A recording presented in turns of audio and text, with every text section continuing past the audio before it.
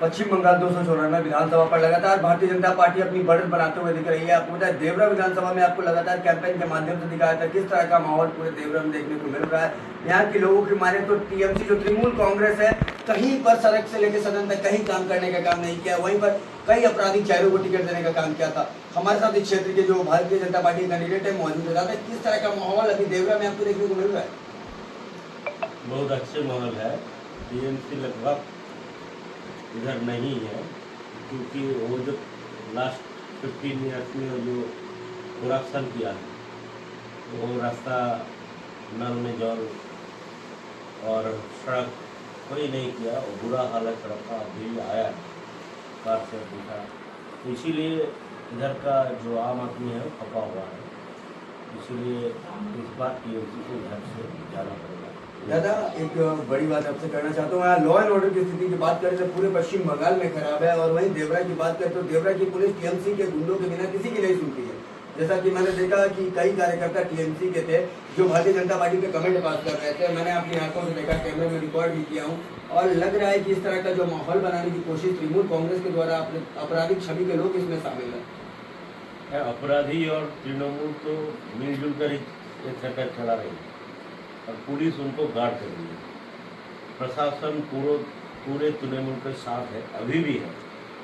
वो बाहर से फोर्स आया है, इसीलिए वो थोड़ा तजुर्बा नहीं दिखा सकते, थोड़ा दमखम मसल नहीं दिखा सकते, मगर वो अभी भी इनरली षड्यंत्र कर रही है। कैसे बीजेपी वाले जो कार्यकर्ता है उनके ऊपर केस डाला जाए, उनके ऊपर उनको फंसा जा रही है, सब कुछ कर रही है। दादा आप देखिए तो एक महिला मुख्यमंत्री है ममता बनर्जी, और बात करती हैं 8 बजे के बाद महिला घर से बाहर ना निकले। एक महिला मुख्यमंत्री होने के नाते आपने आजकल मेडिकल कॉलेज का देखा होगा क्या हुआ था, पार्क स्ट्रीट को आपने देखा होगा। बंगाल में महिला सुरक्षित नहीं है। डबल इंजन की सरकार किस तरह की काम करेगी भारतीय जनता पार्टी जब आती है पश्चिम बंगाल में? दादा महिला का सुरक्षा हमारे लिए नंबर 1 वो एजेंडा है। हम महिला लोगों के लिए 33% संरक्षण कर दिया है, और हमारा जो भरसा पत्र है वो निकल चुका है। हम महिला को हर मंथ 3000 रुपया उनके अकाउंट में डालेंगे। वो बास में सरकारी बास में ट्रैवल करें तो फ्री है। महिला लोग प्रेगनेंट होने वाले हैं, उनके टाइम में उनको 21,000 रुपया उनके अकाउंट में देगा, क्योंकि उनकी हेल्थ किट भी देंगे। तो ये जो महिला के बारे में हमारा जो आने वाला सरकार है भाजपा सरकार, तो चुनाव में बहुत कुछ सोच लिया है, और आने वाले सुरक्षा की बात में हो, उनके फिटनेस की बात में हो, उनकी अच्छा नौकरी मिले, इसके बारे में हम लोग उनके बारे में बहुत कुछ सोचें। दादा ममता बनर्जी जो है लगातार वोटरों को डराने का काम कर रही है। लौकी भंडार से नाम काट दिया जाएगा, जो सरकारी कार्ड बनते हैं उसके नाम काट दिए जाएंगे, तुम्हारा घर भाजपा के आने के बाद तोड़ दिया जाएगा। जो वोटर्स है या जो वोटर्स को डराया जा रहा है कि भाजपा आती है तो आपको खतरा है, किस तरह का खतरा लगता है आपको? दादा खतरा नहीं है।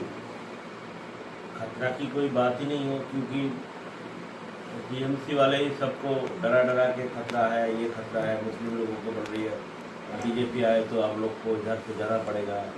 कोई खतरा नहीं है। बीजेपी 19 राज्यों में है, वहाँ उनका प्रशासन चल रही है, कोई माइनॉरिटी सुशासन की सरकार है, उधर भी माइनॉरिटी में कोई तकलीफ नहीं है। इधर भी आएगा तो सुशासन प्रतिष्ठा होगा, और सुशासन का मतलब है राम राज्य, हम इधर राम राज्य प्रतिष्ठा। दादा सुशासन का मतलब अगर राम राज की बात करें तो स्वास्थ्य की स्थिति इस क्षेत्र में खराब है, शिक्षा की स्थिति खराब है, सड़कों का हाल बेहाल है।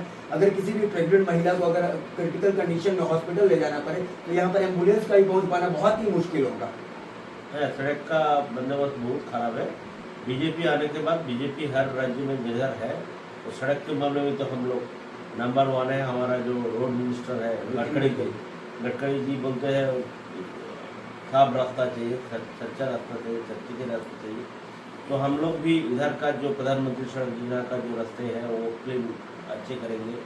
वो हमारा इधर जो बड़ा रोड होने वाला ग्रीनफील्ड सड़क की एक्सप्रेसवे भी बनेगा, 4 ठो होकर पड़ा हुआ है, जमीन अधिग्रहण के नाते रुके हुए हैं।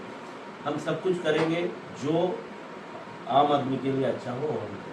दादा एक आखिरी सवाल आपसे पूछना चाहूँगा, इस क्षेत्र के लिए आपने एक एजेंडा बनाया होगा, लोगों ने आपको मैंडेट अगर देने का काम किया, आप जीत जाते हैं तो पहला काम इस क्षेत्र के लिए आप क्या करेंगे? हम जिधर बैठे हुए हैं ये नदी, आप लोग नदी के इधर आए हैं, नदी एक है कसाई नदी, वो कसाई नदी का ब्रिज नहीं है, ब्रिज वर्षा काल में तो डूब जाता है।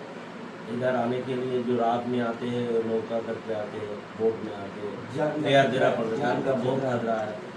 तो इसीलिए हम चाहते हैं, इधर हमने प्रतिश्रुति भी दिया है, हम इधर का जो ब्रिज है वो पहले हमारा मेन एजेंडा है, वो हम कर देंगे, करने की कोशिश करेंगे पहले ही। वो अपने दादा अपने क्षेत्र के वोटर से क्या अपील करेंगे? वोट डलने का दिन बहुत करीब आ गया है, अपने क्षेत्र की जनता से क्या अपील करना चाहेंगे हमारे चैनल के माध्यम से आप? एक ही अपील है, वोट कीजिए।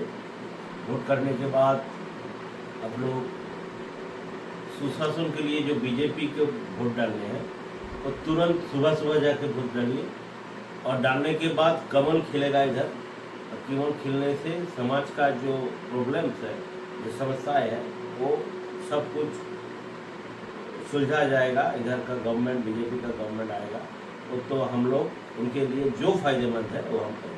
निश्चित तौर पे आपने देखा जैसे आज बिहार में फिर से भारतीय जनता पार्टी ने एक अपना मुख्यमंत्री साबित कर दिया, फिर से कई सालों के बाद बिहार को पहला मुख्यमंत्री बीजेपी का मिला। उसी तरह से पूरे पश्चिम बंगाल में फिर से शुभेंदु अधिकारी की जो लड़ाई की टीम है पूरी पश्चिम बंगाल में काम करने को तैयार है। रामराज आ रहा है। रामराज का मतलब लोगों ने कई मामलों में अलग समझाया। रामराज का मतलब जब अमित शाह आए थे उन्होंने समझाया रोजगार है, शिक्षा है, बहुत तरह का जो बात था वो रामराज होता है।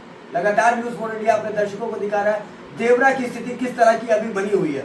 वीडियो जर्नलिस्ट अंजनी यादव के साथ Shashi Yadav, news for India, Devara.